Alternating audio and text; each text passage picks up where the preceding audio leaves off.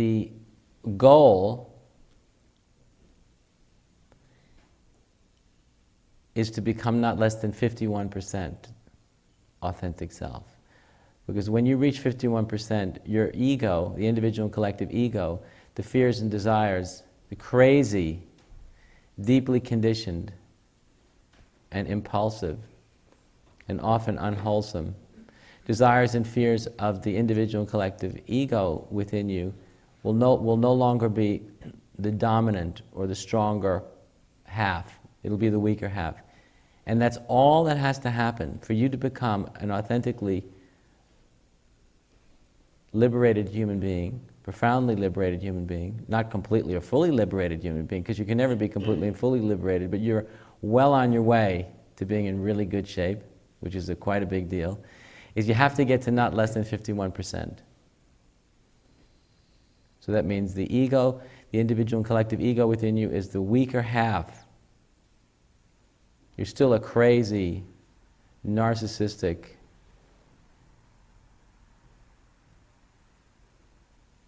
character, but that's the weaker part of you. The stronger, the dominant part of who you are is the energy and intelligence that initiated the creative process. It's the God energy, intelligence force, will and intention. Okay? So then you're truly a spiritualized, enlightened person then, because then your motive for being here in the world and for being yourself is not the ego's motives anymore. You have much deeper and higher motives than that.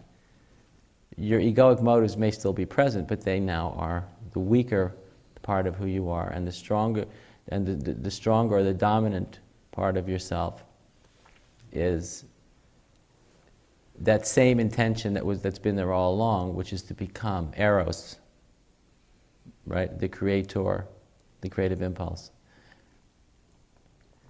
So the authentic self, remember, I've been calling +1. So the journey is to go from -1, negative relationship to life, to no relationship to life,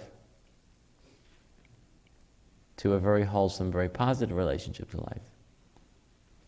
Right? Now, as I explained yesterday,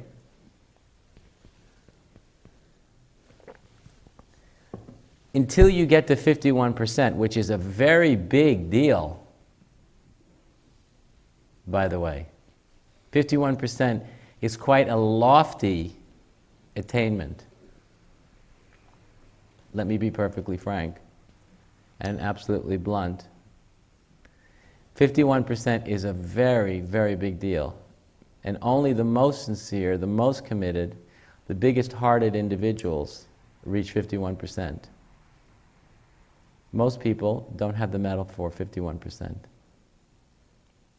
Heart, guts, commitment. I'm just being brutally honest.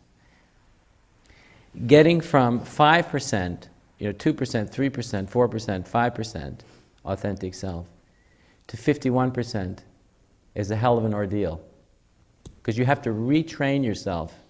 You have to retrain yourself really at a fundamental level in terms of your emotional, your psychological, but more fundamentally your emotional orientation to life and to all of your experience. And it's a hell of an ordeal.